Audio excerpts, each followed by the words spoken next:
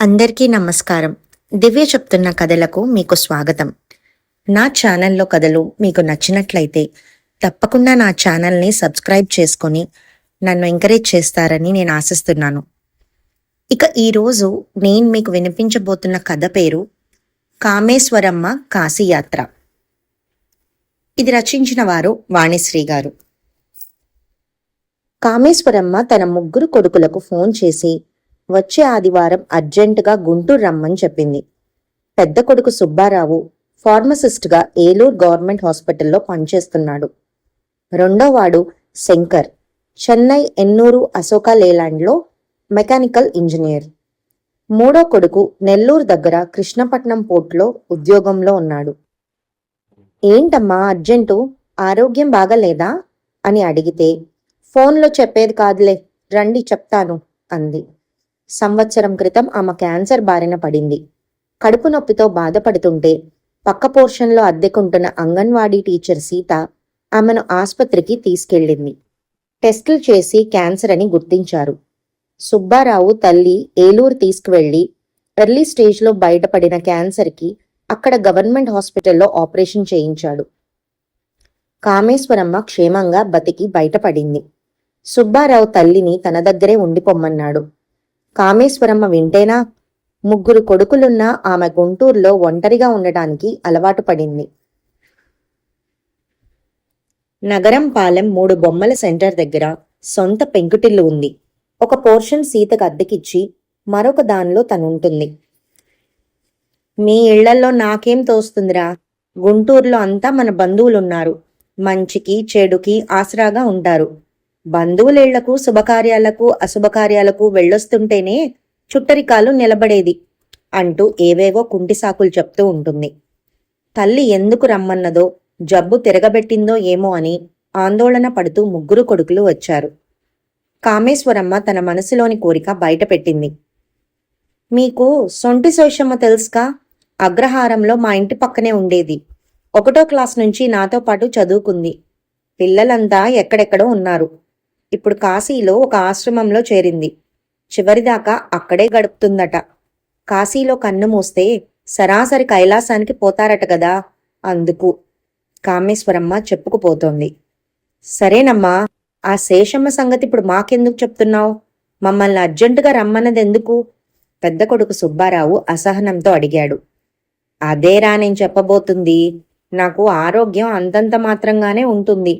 Sugar జబ్బు ఉంటే ఒంట్లో బెల్లం ముక్క ఉన్నట్లేను. చీమలు చేరినట్టు జబ్బులు చేరతాయని డాక్టర్ చెప్పాడు.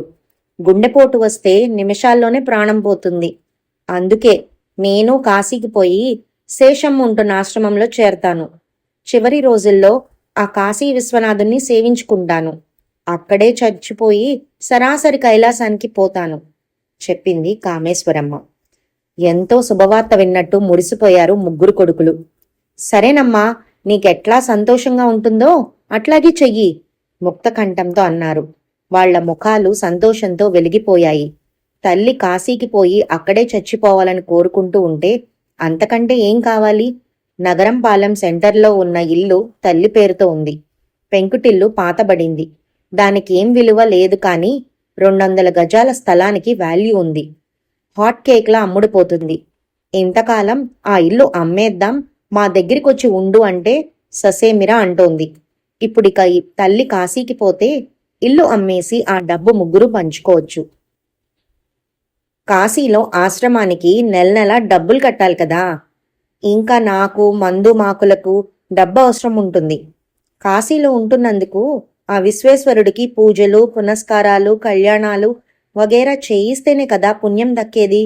మీరు ముగ్గురు నెల తలా 10,000 నా బ్యాంక్ అకౌంట్లో వేస్తూ ఉండండి. ఫోన్లో ఇంత వివరంగా చెప్పడం కుదరదు గనక మిమ్మల్ని రమ్మన్నాను. అదిరిపడ్డారు ముగ్గురు కొడుకులు.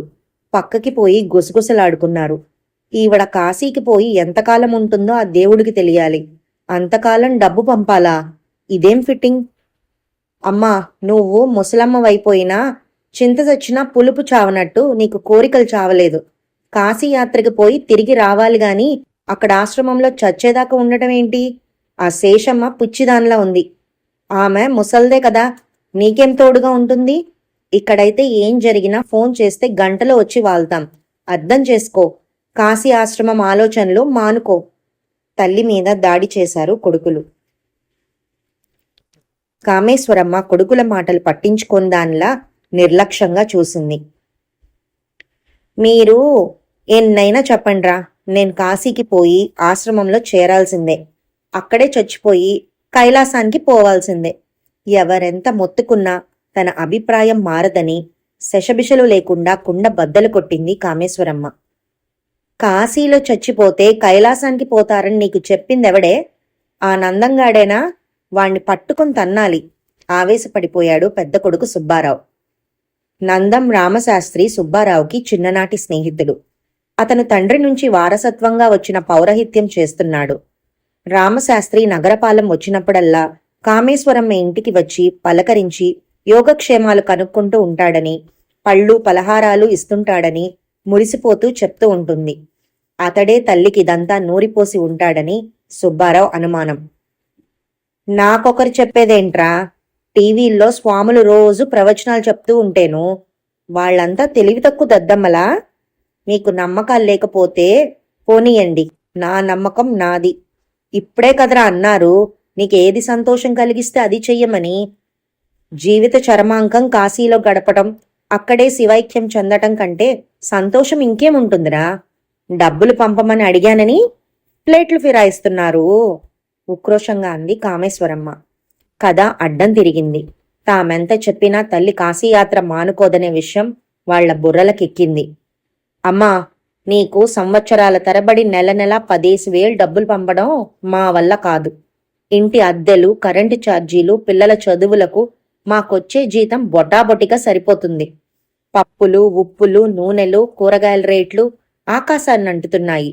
అయినా ఒక్కదానికి నెలకి 30,000 ఖర్చా? అదేమన్నా ఏసీ ఆశ్రమమా, 5 స్టార్ హోటలా? కాశీలో ఉచిత సత్రాలు చాలానే ఉంటాయి కదా, వాటిల్లో ఉండొచ్చుగా. తమ డెసిషన్ చెప్పారు కొడుకులు. కామేశ్వరమ్మకు అంతులేని కోపం ముంచుకొచ్చింది. ఇంత బతుకు బతికి చివరికి సత్రంలో ఉండమంటారా? వృద్ధాప్యంలో తల్లి కోరిక తీర్చలేని కృతజ్ఞులు అనుకుంటూ ఆవేదన చెందింది. పోండిరా పొండి, మీ డబ్బులు నాకేం అవసరం లేదు. ఎట్లా జరగాల్సి ఉంటే అట్లా జరుగుతుంది. నేను ఈ ఇంట్లోనే చావాలని దేవుడు రాసిపెట్టాడేమో అని మండిపడింది. నవమాసాలు మోసి కని పెంచిన తల్లి కోరికను తీర్చలేని దౌర్భాగ్యులైన కొడుకులుండి ఏం ప్రయోజనం? కలియుగంలో కొడుకుల ప్రవర్తన ఇంతే కాబోలు అనుకుంది కామేశ్వరమ్మ. తల్లి కళ్ళు చెమ్మగిల్లటంతో కొంచెం కంగారు పడినా వెంటనే సర్దుకున్నారు కొడుకులు. తల్లికి ముసలితనంలో చాదస్తం పెరిగిపోయింది. తాము డబ్బు పంపడానికి ఒప్పుకోకపోతే ఇంకేం చేస్తుంది? చచ్చినట్టు ఇక్కడే ఉంటుంది అని డిసైడ్ అయ్యారు. అక్కడి నుంచి నెమ్మదిగా జారుకున్నారు. కానీ తల్లి ఏ విషయాన్నైనా చాలా సీరియస్గా తీసుకుంటుందని వాళ్లకు తెలియదు. కొంతకాలం తర్వాత కామేశ్వరమ్మ ఇల్లు ఖాళీ చేసింది. ఇంట్లో పాత సామాను బీదా బిక్కీలకు పంచిపెట్టింది. మంచం, కుర్చీలు, టీవీ వంటివి పక్క పోర్షన్లో అద్దెకుంటున్న సీత తీసుకుంది. ఆమె ఖాళీ చేసిన పోర్షన్ను పొగాకు కంపెనీలో మేస్త్రిగా పనిచేస్తున్న పానకాలికి అద్దెకిచ్చింది. కాశీలో తనకు నెల నెలా బ్యాంకు ఖాతాలో అద్దె డబ్బులు వేసేట్టు ఒప్పందం చేసుకుంది. బంధుమిత్రులందరి దగ్గర ఇదే చివరి చూపు అంటూ కన్నీళ్లు పెట్టుకుని వీడ్కోలు తీసుకుంది. ఆ విధంగా గుంటూరులో పుట్టి పెరిగిన కామేశ్వరమ్మ కథ మలుపు తిరిగి కాశీలో తేలింది. సొంటి శేషమ్మ ఉంటున్న ఆశ్రమంలో సెటిల్ అయిపోయింది. తల్లి కాశీయాత్రకు వెళ్లిపోయిందన్న సంగతి కొడుకులకు తెలియదు. కొడుకుల మీద కోపంతో వెళ్లేటప్పుడు చెప్పలేదు. తల్లి కాశీ చేరుకొని ఆశ్రమంలో సెటిల్ అయిందన్న చేదు నిజం కొడుకులకి తర్వాత తెలిసింది. అది కామేశ్వరమ్మ ద్వారానే. కాశీకి వెళ్ళిపోయాన్రా, ఆశ్రమంలో చేరాను. నేను చనిపోయాక ఆశ్రమం వాళ్ళు మీకు ఫోన్ చేసి చెప్తారు, వచ్చి తలకొరివి పెట్టండి ఫోన్ చేసి చెప్పింది. ముగ్గురు కొడుకులు పెద్ద షాక్ తిన్నారు. తరువాత తేరుకున్నారు. డబ్బు పంపాల్సిన బాధ తప్పినందుకు సంతోషించారు. ఏదో సాదాసీదా ఆశ్రమంలో చేరుంటుంది, గుంటూరులో ఉన్న ఇంటి అద్దెలతో మెయింటైన్ చేసుకుంటూ ఉంటుందని సంతృప్తి చెందారు.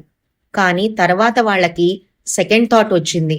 తల్లి ఎటు గుంటూరు ఇంట్లో ఉండటం లేదు, ఆ ఇల్లు అమ్మేస్తే లక్షల్లో డబ్బొస్తుంది కాబట్టి ఆమె అడిగినట్లుగా నెలకి 30,000 పంపినా నష్టమేముండదు అని ఆలోచించారు. అమ్మా, ఇంటి కాగితాలు ఎక్కడ పెట్టావు? అద్దెకుంటున్న సీతకు గాని ఇచ్చావా? పెద్ద కొడుకు సుబ్బారావు అడిగాడు. ఎందుకురా ఇప్పుడు ఇంటి కాగితాల సంగతి? ప్రశ్నించింది కామేశ్వరమ్మ. నువ్వు ఇక గుంటూరు రావు కదా, ఇల్లు అమ్మేద్దామమ్మా. కామేశ్వరమ్మ మండిపడింది. ఆ ఇంటిని నేను బతికున్నంత వరకు అమ్మే పని లేదు. నాకు ఆ ఇల్లే ఆధారం. నేను చచ్చిపోయాక అమ్ముకోండి, అప్పుడు కాగితాల మీద వచ్చే ఏర్పాటు చేశాను అంది. తల్లి చెప్పింది అర్థం కాలేదు కొడుకులకు.